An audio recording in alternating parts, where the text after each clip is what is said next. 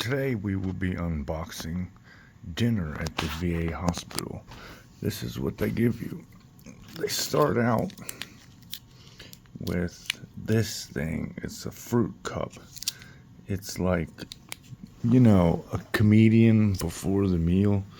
It's just something to laugh at. So, funny joke.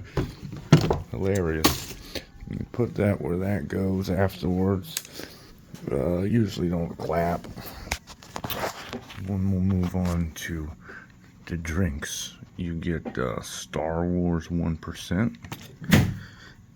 Every meal always comes with decaf black coffee. No idea why that's the drink of choice. And then you get this. This is mystery soup substance every time. Looks like today they went with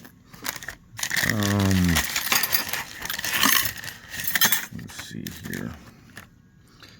This is the carrots and onions and bean concoction. Tastes like shit, but you can live off of it. And this here is chicken with some kind of barbecue type gravy stuff on it. Wet carrots, stewed wet carrots. That's pretty common, I think, because they cost next to nothing. And then you have your cut up red potatoes with very little seasoning. Crackers, creamer. That's all you get. Bon appetit from the VA hospital.